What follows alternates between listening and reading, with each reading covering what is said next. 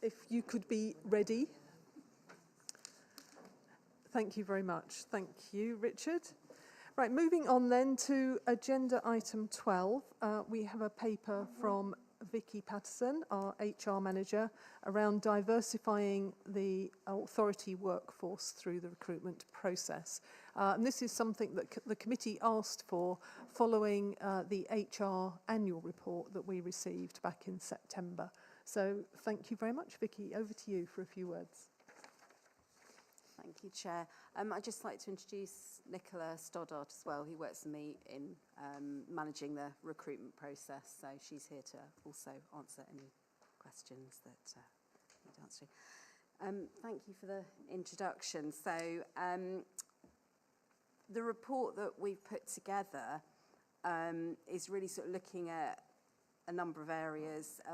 One of the things is the challenges that we're actually facing in attracting a diverse workforce, which is actually a challenge that's facing all protected characteristics in the environmental sector. We've sort of explored a bit more in detail, so it's actually a really good opportunity for us just to come to you and say this is what we've been doing up to this point and this is what we're going to explore in the future. So it looks about how we've adapted our recruitment process to date to make sure it's a robust, impartial and unbiased process. It looks at what initiatives we're going to explore in the future to see what we can do practically and what might make a difference. And also how we raise awareness of there actually being career opportunities working for a national park, which is really important. We also felt it was really important to explain to you, obviously, when we get staff here, how we look after them, how we ensure that they feel they're in an inclusive environment and their health and well-being is looked after as well. So that's covered. We'd actually really invite any members of the committee also, if they're happy to share any experiences they've had or any successful actions, that would be really helpful. Thank you very much. Thanks, Vicky. If I could just give you a little bit of context as well, because I recall the committee was particularly concerned about people of colour or global majority applicants and recruits. And just three figures for you to consider. 18% of the UK population is considered to be global majority, people of colour, ethnic minority, whatever categorisation you wish to use. The UK workforce has an average of 15% of that group of people, and the environmental sector has only 6%. So it does show how far the environment sector is from being representative of the population as a whole. I think this is something that the environmental agencies of all kinds are very aware of, hence the amount of work that's going on across national parks and also other environmental organisations, I know. But I think that's an important piece of context for us to bear in mind when we're looking at this piece of work. So, colleagues, over to you for any questions for Vicky, or comments or suggestions. Yes, Arthur. Thank you, Chair. Hello, Vicky, and hello, Nicola. Since the last meeting, it's really great and really positive to read through this and see the ways that jobs are being advertised and the selection process here in Section 2 and Section 3, and to really observe how the focus has been put on removing barriers. And so that's a really great bit of work. So on behalf of myself and the other CARP teams, thank you for the progress you've made. It would be great to see all of these high standards upheld over time, continuing, and also, importantly, to combine them with methods that will inspire young people to build a career in the environmental sector in the first place. So that could be through work placements, internships, and volunteering opportunities. Thank you. Thanks very much. Thank you, Arthur. Mark. Thank you, Chair, and thank you very much, Vicky and Nicola. Great to read the report, and really helpful and really clear. Just a few general comments as I've sort of worked through, if that's okay. Yeah.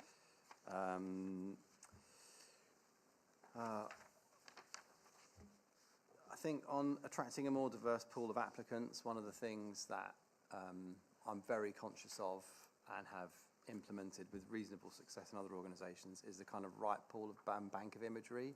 I know it's referred to later in the document, towards the back. I think it is about having a good pool of stock photography. It's just so critical, and when you're switched onto it, as I am, as a parent of children who are dual heritage, one who presents as darker skinned and one who doesn't, you just can't not see it. And I flag it with schools and almost any organisation I come into contact with, but having the right bank of imagery, because people need to feel they can see themselves to feel engaged by an organisation. So I would just, I know you've already noted it, I'm just saying I absolutely think it's critically important. And lots of people will put themselves forward. I mean, I've worked at charities previously that you can use my children, in our own imagery, because I think it's that important. So just to sort of urge, that is really important.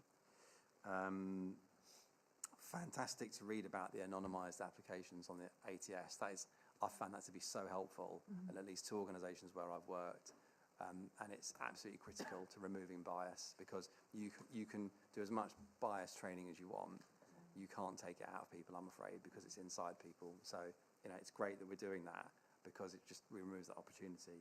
One thing I'm curious about is when we're removing personal data, and I'll come on to social mobility in a minute, because these are not protected characteristics, but might well be in the future, is it's worth just thinking about, are we also removing which school people have been to, which university they've been to, because there is inherent bias in the system towards people that are Russell Group educated, for example. So just worth thinking about that as well. You might already have thought about it. The challenges around challenging unconscious bias, is that part of induction training? Is it regular? Is it repeated? Those sorts of things just thought about as well. Shall I go through all my points and then you kind of catch them all? Sorry. Yeah, no, it's really helpful, Mark. Thank you. On monitoring, and when we think about EDI, there's 2 characteristics that aren't protected but are hugely discriminated against, one of which is care leavers, so people that are care experienced. Yeah. Really worth monitoring, actually, in terms of our staff body, and then social mobility. And I think you'll find that only coming further and further to the fore with the current change of government. And it also sort of harks back to my point around the bias towards Russell Group candidates from certain organisations, because they tend to come from more affluent backgrounds. And then my last point was around make-up of panels. So I think absolutely minimum of 2 people, completely agree. Incorporating from a diverse range of backgrounds, whatever that means, and obviously you've talked about all the different characteristics and some of the additional characteristics I've just referenced there.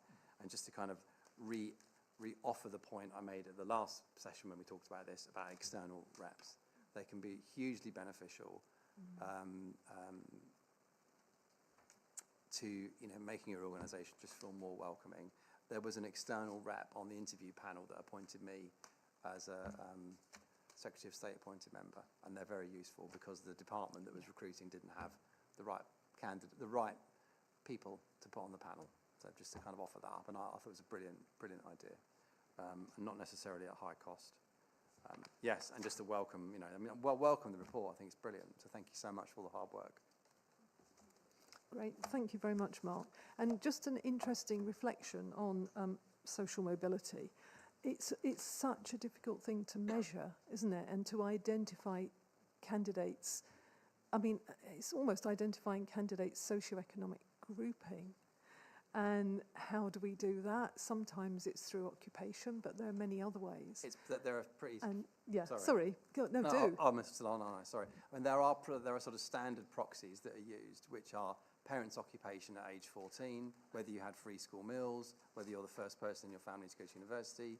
There are absolute measurements you can put in place at applicant stage, and also once you've recruited people. Yeah, absolutely. I was just going to say, my only experience of that was being asked retrospectively, in fact, by the department as a Secretary of State appointee about my social background and asking about my father's occupation, etc. So it was very interesting that is now something which is the norm for the department to do. So it is maybe something that we could consider. We don't want to overload applicants with a whole loads of questions, but if we explain why we're doing it, I think that could be really helpful. And monitoring existing stuff. Of course, Yes, yeah. So you can look at it as in terms of change Yeah. over time. It is fascinating. Mm. Yeah. Yeah, no, that's really important. Vanessa? Yeah, I just wanted to say thank you, Vicky and Nick, for this report. It's really, really great report. And I just wanted to pick out a couple of things that I was just, just the stuff that the further initiatives that you're exploring all sound great. And I just really like the idea of including staff experiences of working at the authority from right across the board, just so, I don't know if you're doing that as little video clips or something, just something so that people could feel a connection and see themselves there. I thought that was nice. Yeah, thank you. Thank you. Would you like to respond to any or all of those comments? Yeah, so we are looking at that. So we're working with comms at the moment to discuss the best way of portraying those, as you say, those sort of lived experiences of staff here already, and what different opportunities, and whether it's in the office as well as out and about, to make sure that all types of roles are represented, as well as all the diversity we have within the authority. It is a sector-wide problem, and I think it really is us all investing in the pipeline now, isn't it, to try and bring this through. So, I mean, I saw the reintroduction of apprenticeship schemes. Is that because it had dropped off, hadn't it, and then we've got them back up again? And I just think that it's investing in that is really, really key, and I love that we're learning across the sector. Yeah, it's going to take some time, but thank you. Great, thank you. Tim, and then Tom. Just two points. One, a point I've made before, which is that I don't think this should ever become detached from the wider context of National Park for All. We can't expect to get balanced recruitment if we haven't got balanced users of the national park. I'm not saying that's I don't want to distract attention from these specific measures, but we must bear in mind that context, that we're swimming against the tide all the while, as long as we don't have a balance that reflects the population at large enjoying and using the park. And then a much more micro point. I see the paper does highlight the sheer difficulty of getting to Midhurst and possibly to other places that we use, sites where rangers operate from, for example, possibly even Seven Sisters Country Park. And I did just wonder if we were recruiting for a particular location, it might be useful to include somewhere in the pack such information as is available on the public transport available to those locations. Yeah, no, that's a good idea. Thank you very much, Tim. Tom. Peter. Thank you, and echo the comments of my colleagues. One thing that struck me is that, my organisation, similar sort of size, about 100 people, and one of the things that we've been considering quite actively in the last year or so is the issue of neurodiversity. And to some extent, that could be categorised within the disability metrics or descriptions, but where there are specifically diagnosed conditions. But actually, we see that actually there's a continuum, and it blends into what people might call different learning styles. And we've been investing quite a lot in our teams in helping people to understand their different learning styles. And given that we work remotely, a lot of the time we've had to work out ways to make that work for people, depending on their own personal situation, and building better teams. I don't know how that fits into all of this, but happy to talk offline if it's ever helpful in that regard. Yeah. No. Yes, do. It's because we've actually been focusing very recently on neurodiversity, and we've run some lunch and learn sessions for staff. So we did one last week, because absolutely it is something that we need to think about, and also within our recruitment process. So we're very open to making adjustments to the recruitment process, whatever they may be. But it is definitely something we're focusing on at the moment. Yeah, I'm interested in getting at that through learning styles. I think that might be quite an interesting way in. So that's something to consider. Yeah, great, thank you. Tim. Sorry, I had another very small point I didn't want to hold up the meeting on, but there seems to be some looseness in the choice of equality over equity even in this paper and in the minutes. But I didn't want to raise it then because I didn't want to seem to be nitpicking. But I think it is generally recognised that there is a difference between those two words, and that equity is the one we mean. But on page 167, we have where the theme was equality, diversity, and inclusion. Well, it wasn't actually; it was equity. I'm sounding terribly pedantic. I don't mean to, but you get the point.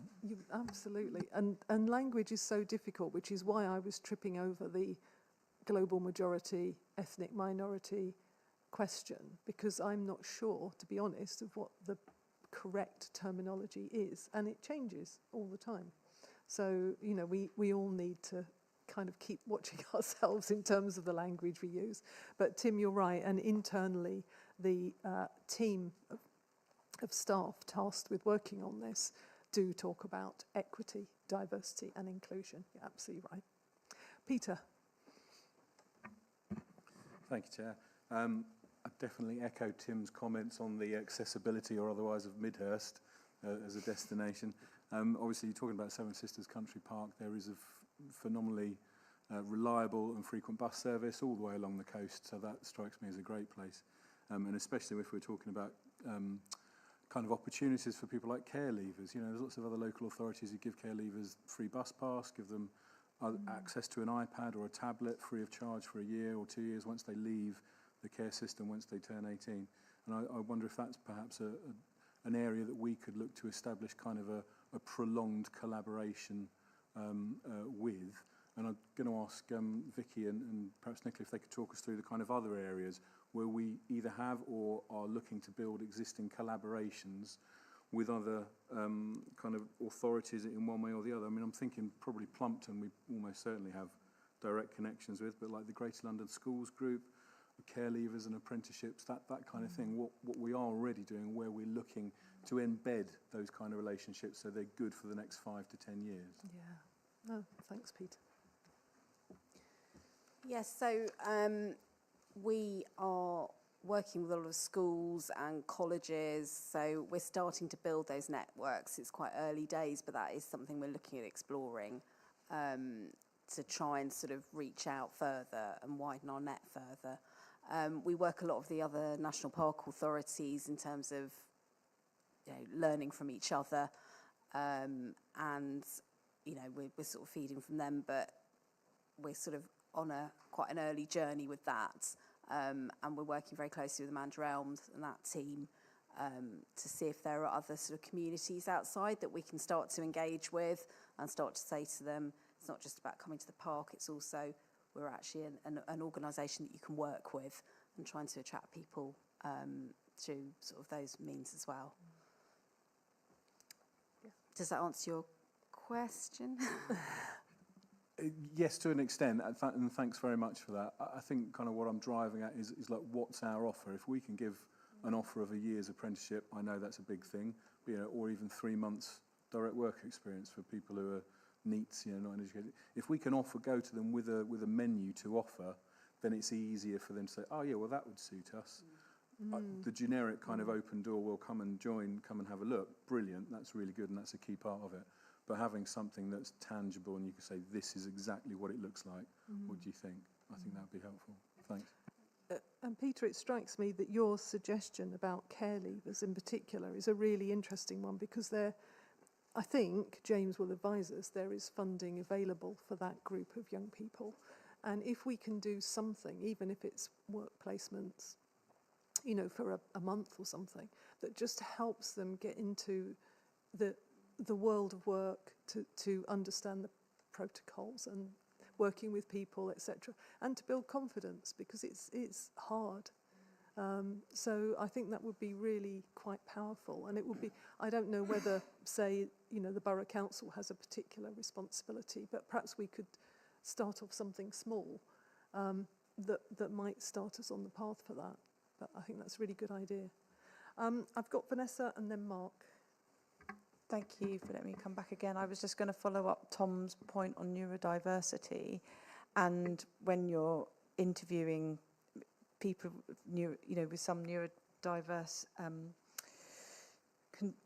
don't know what the word condition, characteristics. Sorry, as a parent of someone who finds it's so difficult that when you to be interviewed, and most of these interviews happen, the initial ones are happening online, and you know, a lot of different kind of characteristics. You don't have warmth, you don't have that first impression thing. It's really difficult. It's just not something that's there. And yeah, I just hope that there's training so that people understand if someone's got a neurodiversity, that they will be presenting in different ways. And like, because I think that just wipes so many people off straight away, because they're like, oh, they won't fit in. And actually they'll be amazing. So yeah. Yeah, and that fitting in point is really important. We have to make sure there's people-shaped holes, real people-shaped holes in the organisation. Yeah, thank you. Mark? Thank you, Chair. A few points. One on, I'll speak about neurodiversity first, because it's on topic. So I'm neurodiverse, diagnosed ADHD combined type. One of my children has 2 conditions, disabilities, whatever you want to call them. You know, feeling like you can have a place at the table, first of all, and it's only in the last couple of years that I've declared it actually an interview process even, and I'm out officially at my workplace for the first time really now, my current employer, and but only really because it was embraced from the get-go. Please tell us so we can make reasonable adjustments. I felt confident enough to say that. So, you know, and I want the world to be an inclusive place for my son, obviously, as well. But how you show up is very different. So, you know, I might present as quite emotionally intelligent, I hope, most of the time, and relatively easy to engage with. But that's my condition. Quite often, ADHD might make me a bit intense. But if my son's autistic, in which case social challenges can be much more prevalent. I think just being kind of aware of the differences between conditions is really, really important, and that's only 2 to name. For care leavers specifically, so it's an area that I worked in for 7 years, so I have a lot of interest in this group. One of the things, programs that the Department for Education ran very successfully was internship programs. They'll all be all over their website, and you can just literally just steal it probably, you know, rob and duplicate. And fantastic program every year. Paid internships obviously also ties into social mobility. You know, internships should never be unpaid because it precludes people from lower socioeconomic groups or disadvantaged socioeconomic groups. And then finally, just thinking about the link up between the work here that you've done and are planning, which is great, and the communications team. And I know there's a few references to them here, but it's not coming through really strongly about, for example, employer brand. You know, is there work on employer brand? Where does it sit? So in my organisation, it really sits between my team and our people and culture team, but it sat solely with me previously, you know, so I suppose just understanding where that sits would be quite useful to hear now, and maybe we need to hear from the comms team as well on this. Yeah. Thanks. Thank you. Yeah. Vicky. Yes, so I suppose the employer brand really sits with comms because they've got the means to, you know, look at our website and how we're doing, but we're actually working really closely together. So at the moment we are totally looking at our vacancies page. What can we do? What videos can we include? What imagery can we include to make it look like a more inclusive place to work? So we've had quite a detailed meeting recently. So I think we're going to be relying on comms to take that forward because they've got the skills within their team, but we're going to be working with them to get that up and running. Can I make a request that we hear more about that at a future meeting? Is that all right? Yeah. I think I'd love to hear from comms colleagues on that specifically. Thank you. Yes, yeah. No, I think we've got on our list that we're hoping to hear from comms anyway about a comms strategy. So these are the sorts of things we would also want covered and that we can talk about at that point. So thank you for that. Anyone else? Any more? Okay, well, thank you so much to Vicky and Nick and the rest of the HR team, and particularly for your significant contribution to the internal EDI group. You're always part of that group, always offering solutions, always keen to get involved. And I think that's been a really powerful driver towards the authority becoming more inclusive. So thank you very much for that. Thank you. Colleagues, can I ask you just to agree or endorse that we've noted the challenges and we're endorsing the authority's commitment? Yeah, you can't go yet until we voted. Thank you all very much. Thank you. Thank you. Okay. And now welcoming Claire to the hot seat. Seven Sisters Country Park Performance Report. And you'll note this is, again, a sort of bridging report before we get to our formal new operating report as the country park comes back into our tender care as an authority rather than existing as a company.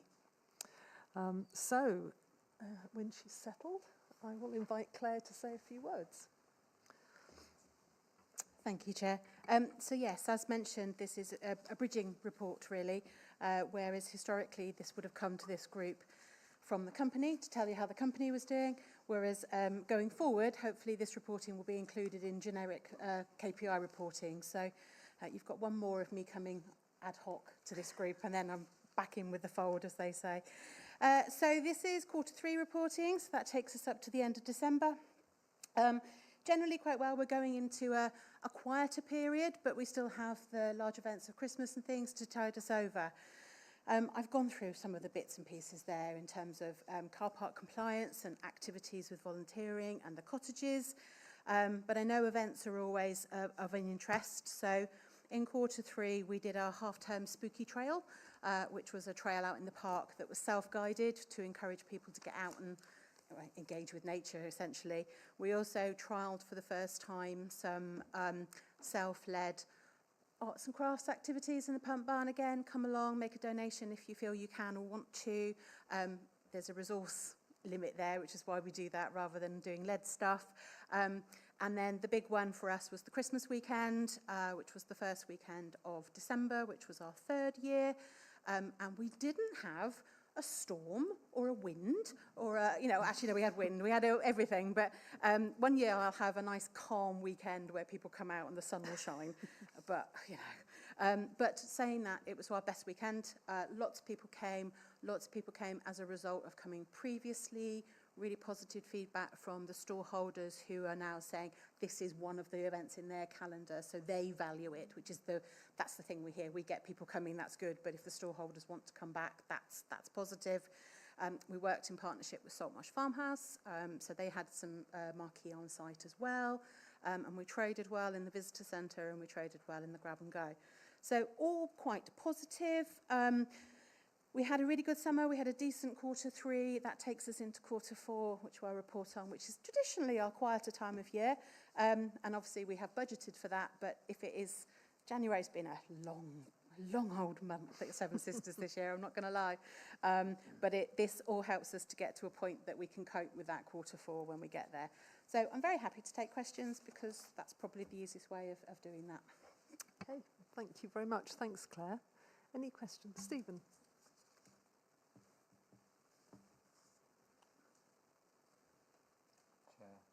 Tim. Oh, sorry. I'm always on. Thank you, Chair. Afternoon, Claire. I know it's a minutiae question, so I hope colleagues will forgive me, but I've got a sort of strange interest in it, and it's to do with fencing. So when we bought the land, we introduced the no fence arrangement, which for those that don't know is, well, I suppose it's self-evident really. We were taking fencing down and the livestock would have these collars, and it was just a way of removing barriers in the park. People could mix with the livestock, and there's lots of pluses that come from that.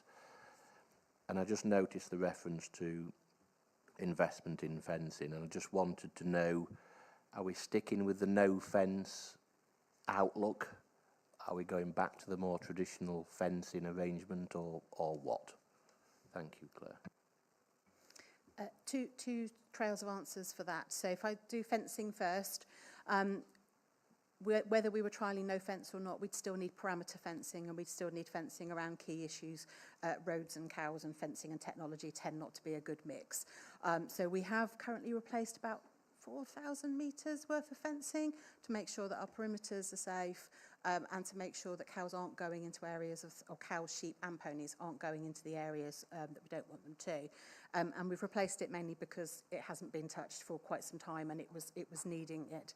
In terms of the no fence collars, that was previously cows that were using the ring fenced collars, and we switched graziers about this time last year. The new grazier has been less reluctant, quite reluctant, to do the no fence collars for a couple of reasons. One, the cows are older, and apparently you can't teach old cows new tricks, is what they tell us. But we're hoping that some of the younger calves, when they come through, will take them forward so that we have them in the future. But the ponies and the sheep don't have the no fence collars. Thanks, Claire. Thank you. I've got Peter and then Chris. Thank you, Chair. Hello, Claire. Just a nice positive one. We went to Meet the Maker event last year, yeah? Great fun, really informative, very well going. And we came a couple of times in the autumn, and both my children were impressed. I mean, I'm always impressed because I think it's good, but I could see that there's definitely a step up there as well. So just a well done and thank you. Great, good to hear. Thank you, Chris. Yeah, thank you very much. It's really just a general comment, sort of following on from the trading company of which Steve and I were directors, and we, I hope we contributed a lot whilst that was going. When we went in there, it wasn't in a good place, Seven Sisters, was it?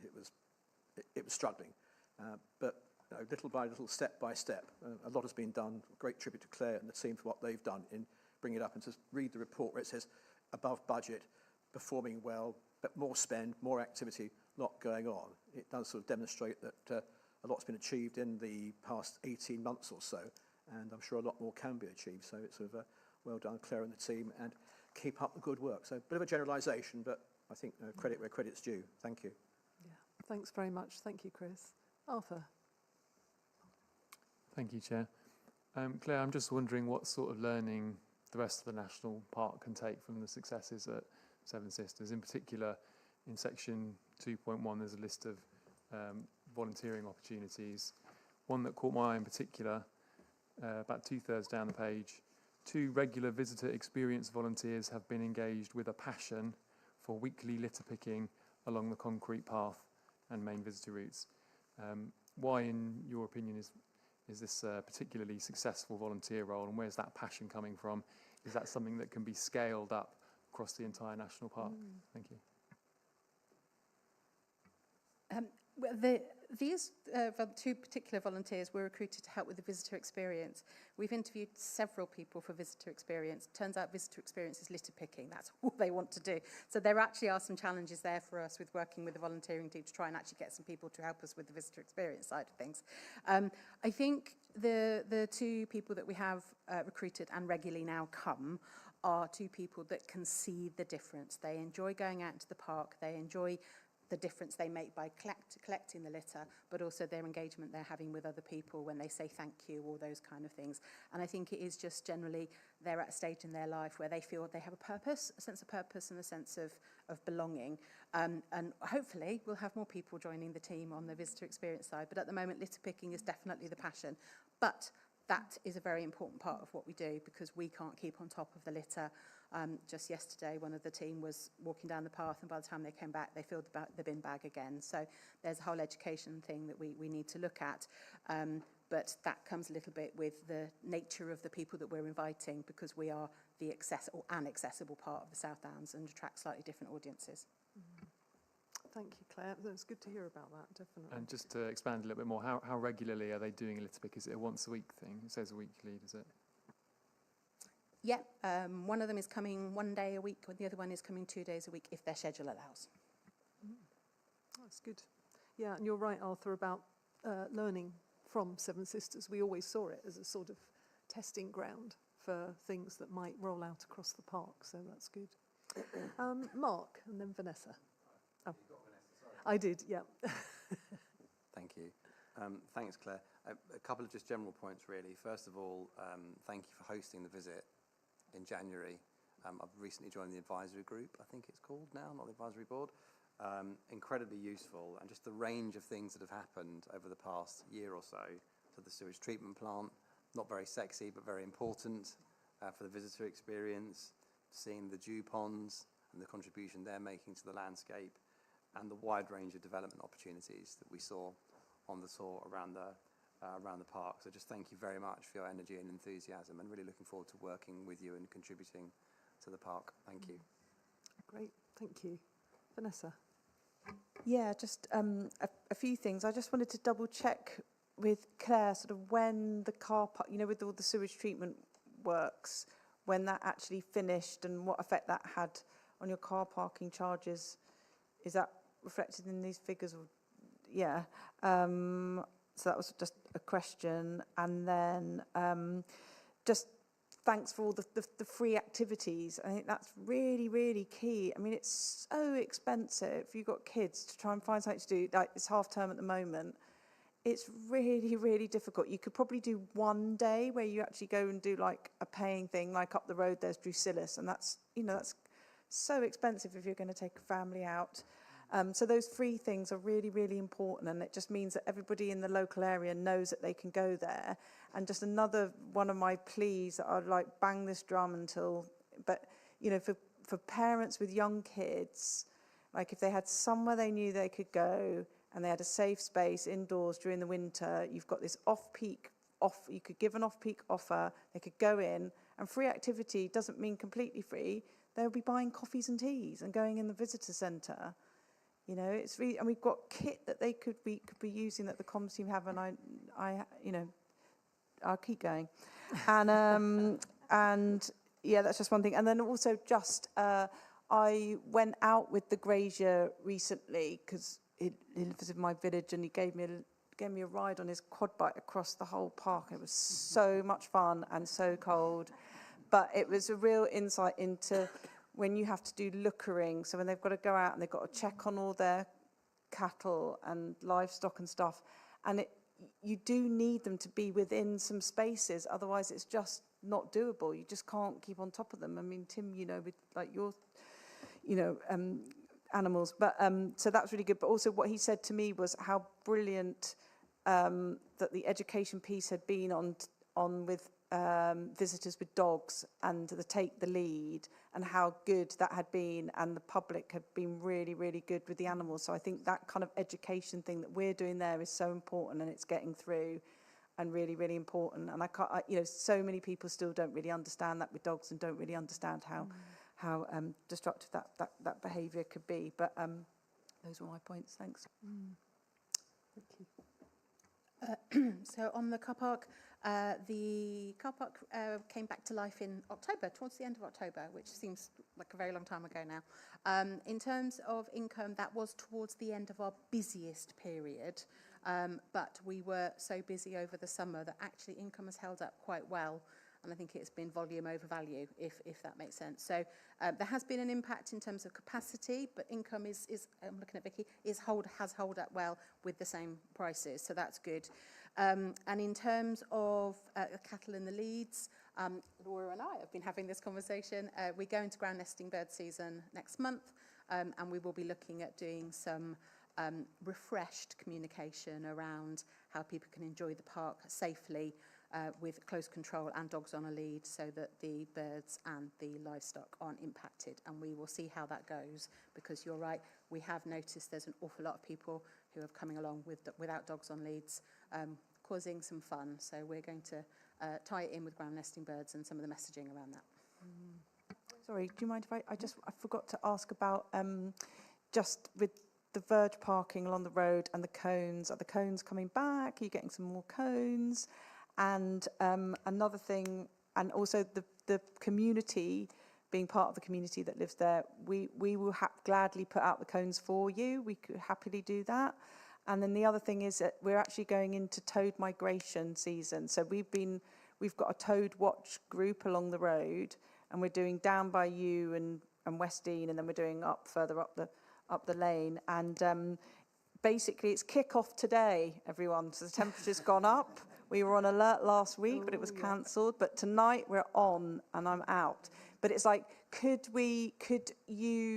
there any way that you could do some of that communication there? Because as soon as it gets dark, they'll be coming across the road and they get squashed, and the numbers have gone down. I've lived there for 20 years and it's really, really, really, just the numbers are ridiculously poor. So thanks.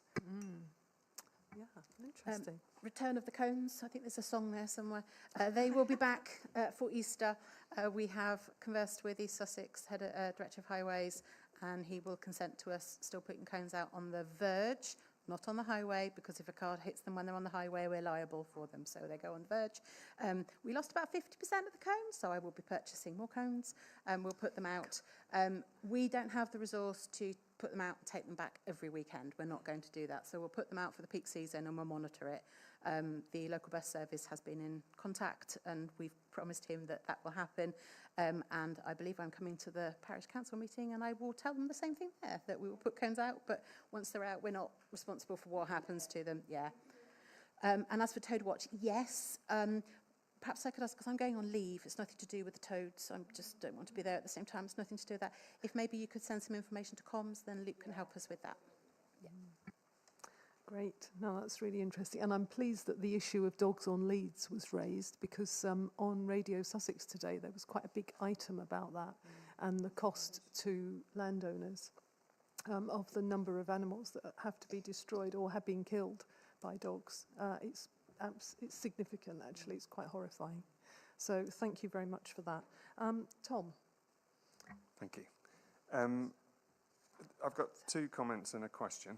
The comment is that there's, in the highlights here, there's loads of good stuff, and that's not meant to be pejorative or anything like that. There is loads of good stuff, but quite a lot of them make me think, but where does that sit in the context of budget performance, for example? So a report like this in the future would be more sort of meaningful overall for me if there were a little P&L, just so that we could see where the financial performance is. My question in particular, I suppose, is to do with the contract awarded to Cookmere Cottages and Camping, and it refers to the fact that there was an average combined occupancy of 41%. I don't know what that means in terms of the value to the authority. How does the contract work? Do they pay a fixed rate, or is it a commission only, or I mean, how does it work? Because I don't know whether that's good or bad from the point of view of the authority.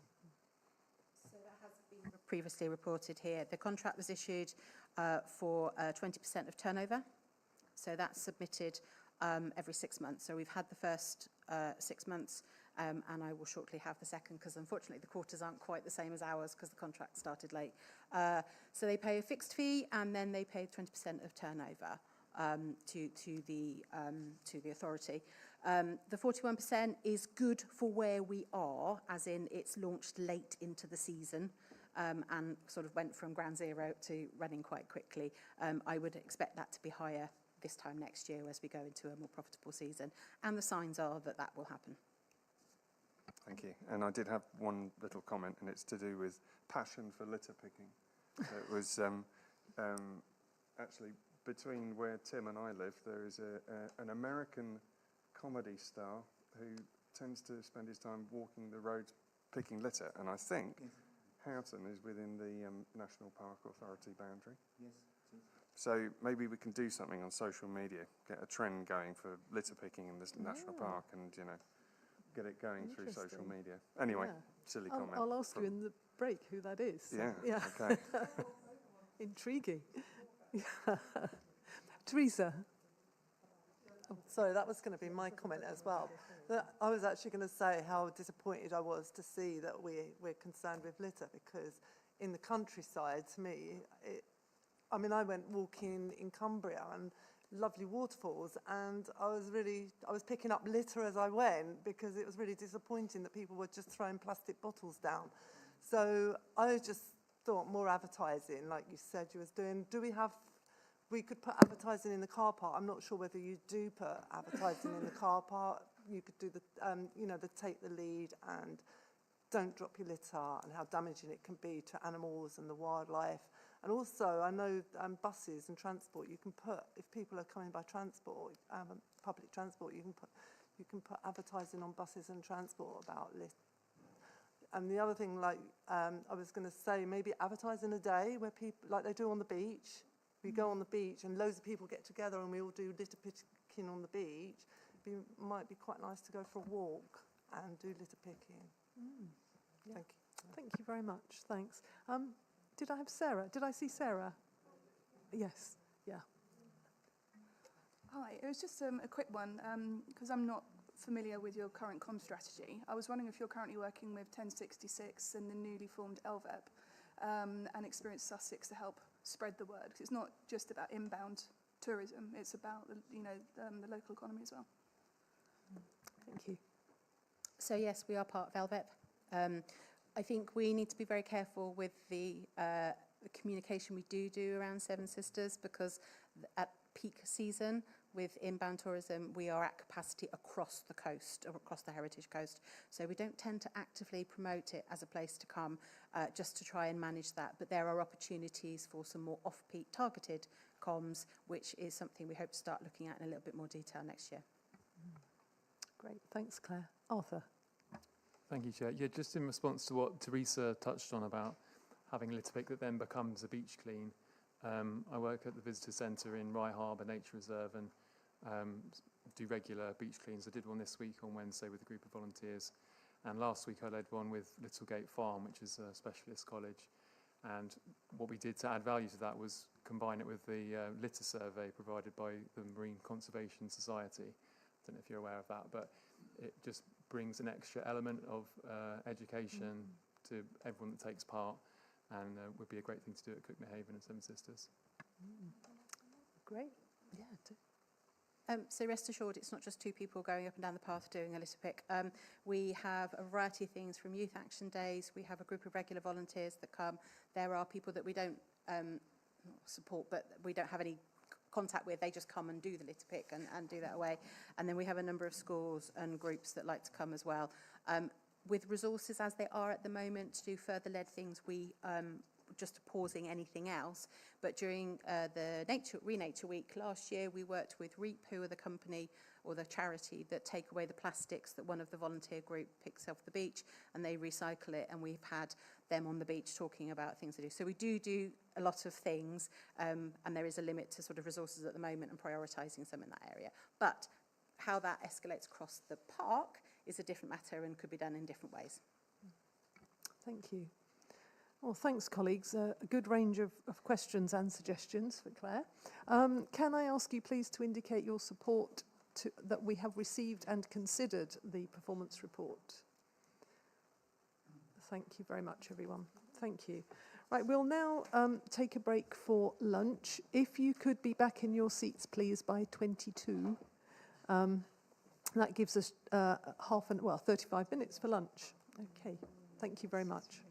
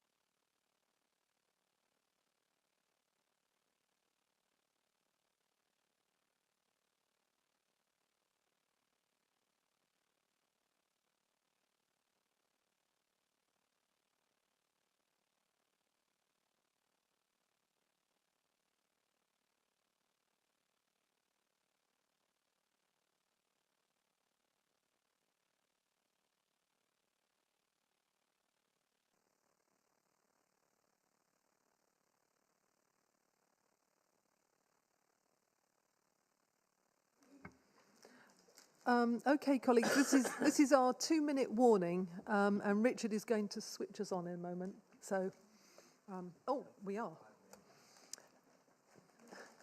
Are we on?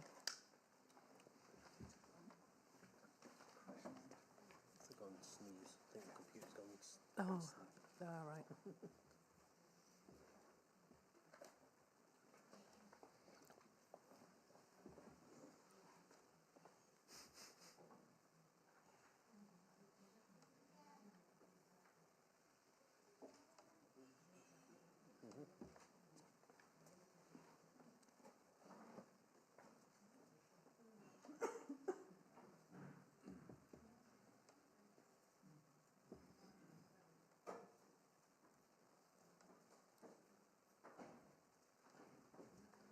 The webcast's on, isn't it?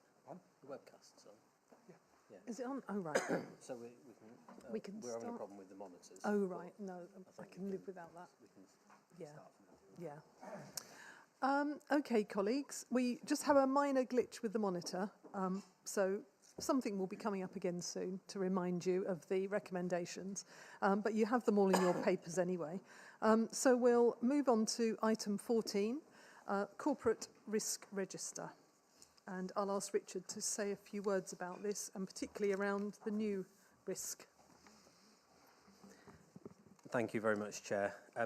Yes, so members, you have the report before you, and as normal, I won't go through it in detail through each of the various areas, but just to say Appendix 1 is, as normal, the explanatory information.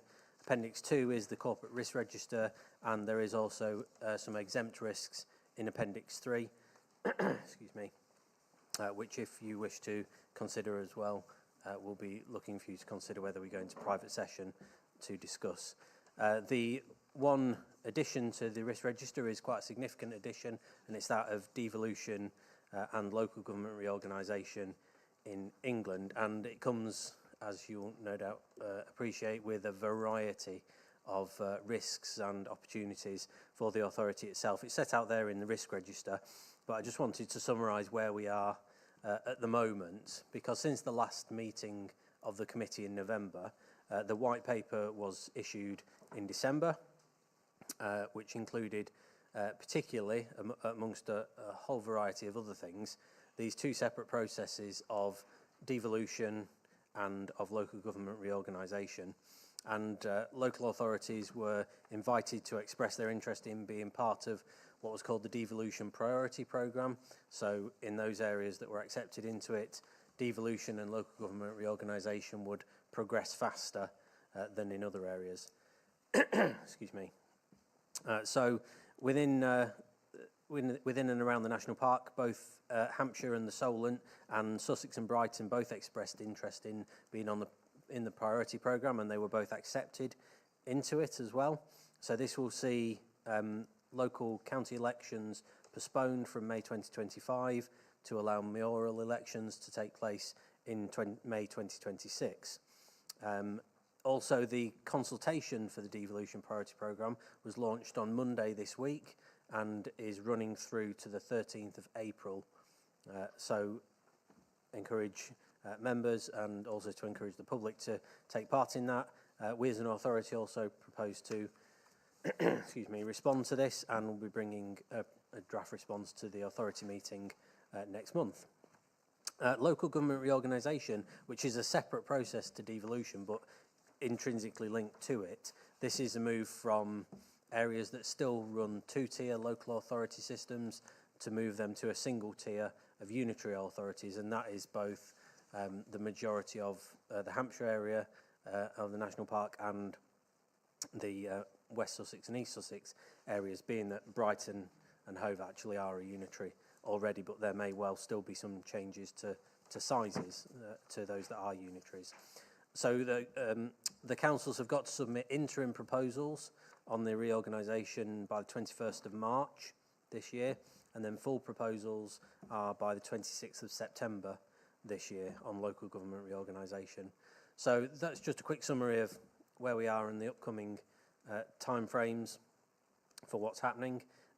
As far as what we're doing, we're engaging particularly with obviously our local authorities around the park, central government, both DEFRA and MHCLG, who are the department who are leading on this as well, and also with national parks, particularly those national parks who are going through the same thing. So New Forest obviously is within the Hampshire area, Cumbria has been accepted in, so the Lake District is part of this, and also the Broads, being that Norfolk has been included in this as well.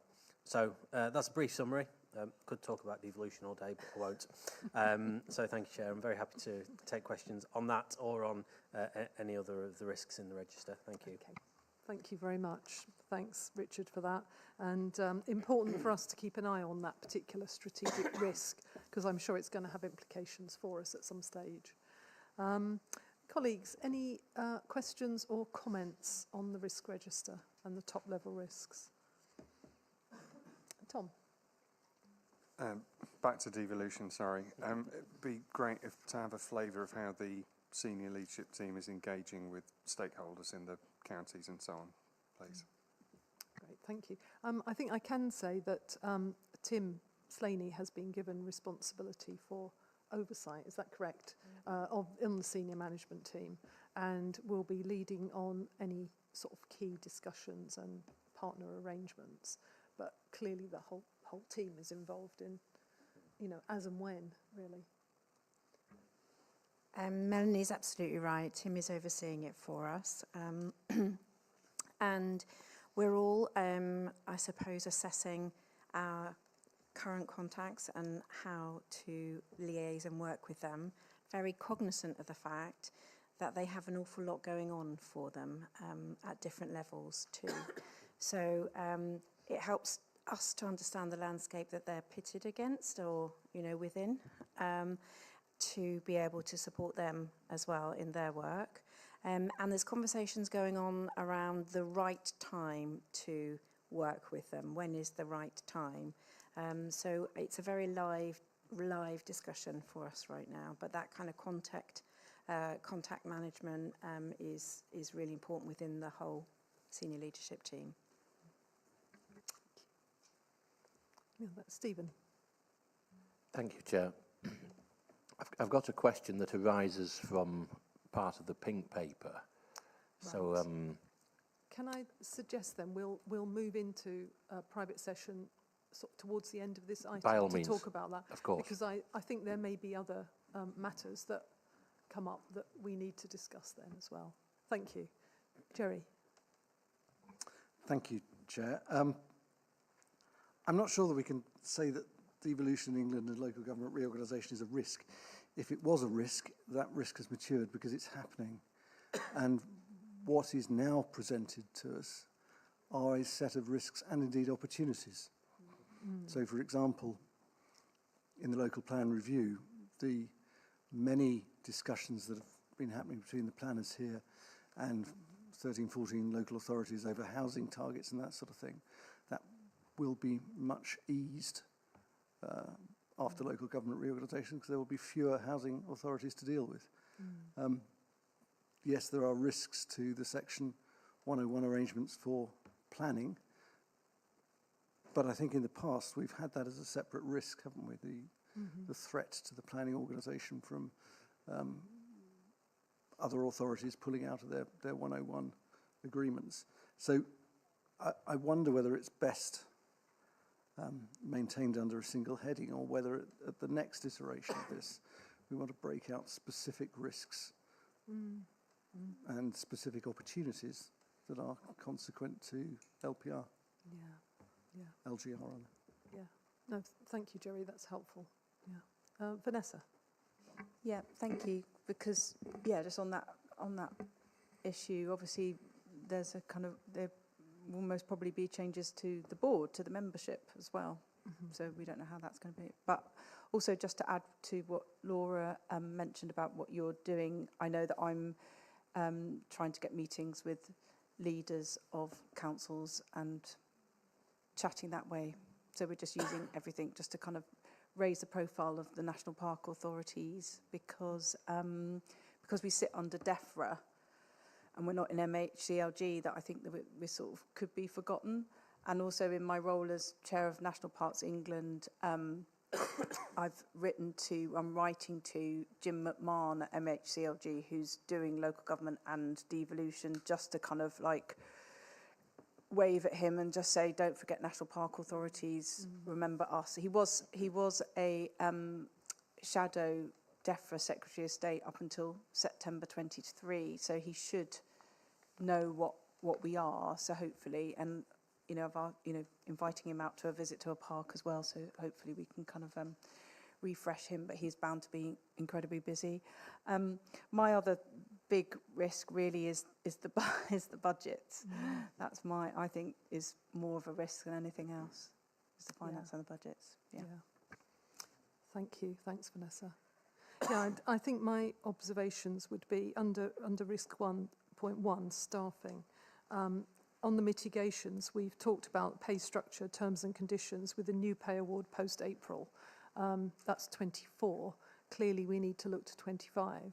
And I know the budget will be forthcoming, but we do need to keep an eye on what that means in terms of staff, what's happening in the wider environment, and any impact of that.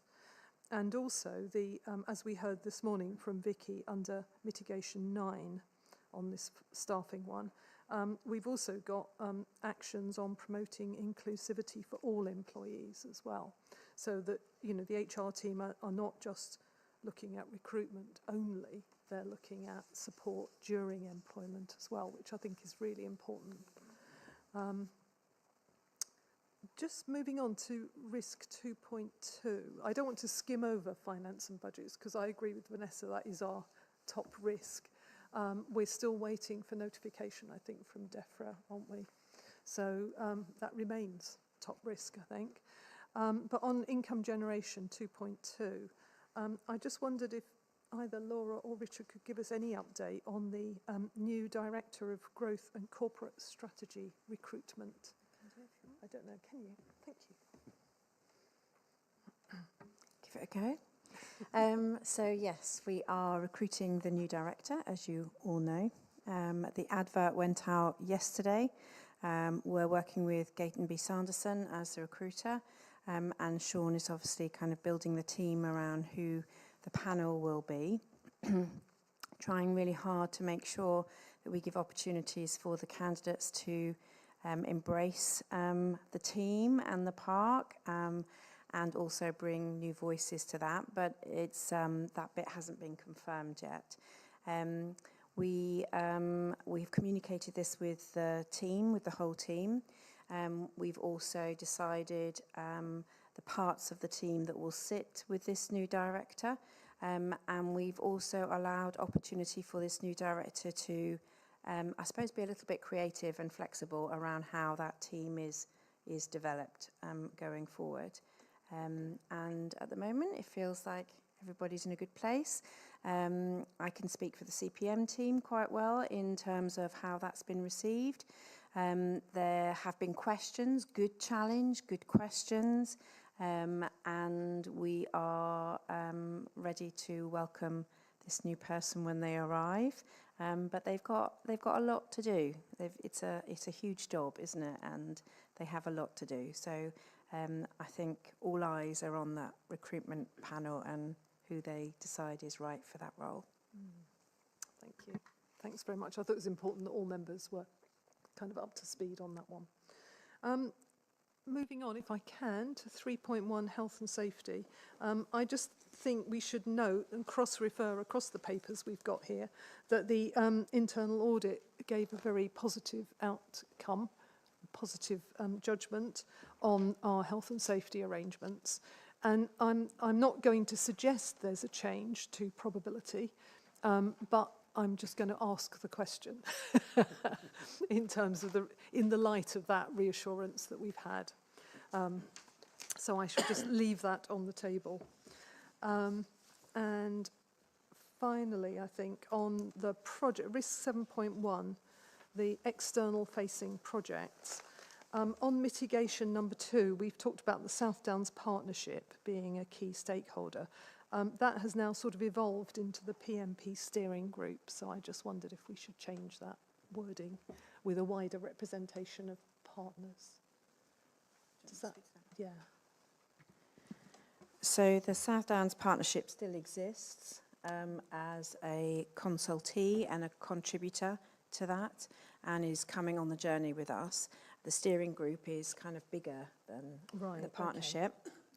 And includes a raft of really important stakeholders for us at senior levels in their job role. So their job is to check, challenge and support the work that we do. And we're about to have our second meeting with them where they will have a look at some of the early findings and check the priorities that are kind of emerging from the engagement, and also get us ready for the next stage, which is that kind of deep dive into the engagement findings, so that we get in a really good position to have a good set of priorities going forward. It's very exciting. Yeah. No, it's really good, and it's a very powerful group. I just wondered if we ought to have it as a mitigation. That was all in there. Yeah. Yes, I think so, particularly given that the risk talks about failing to deliver key projects under the P&P, unrealistic expectations. So what that group is forming and developing through the P&P, for the P&P, is quite key for this risk. Yeah. So yes. Yeah, absolutely. Thank you. Thank you very much. So, colleagues, are you happy if we move into private session to consider the two risks that are on the pink sheets? We need to do the exemption. Sorry, do I? We need to vote to go into private session. Oh, right, okay. Sorry, I need to ask you to vote for us to go into private session. So can I ask, would you be happy for us to move into private session so we can consider exempt information risk 5.2 and 6.1? Thank you very much. Thank you. Are we off? Thank you very much. Okay, so we've got two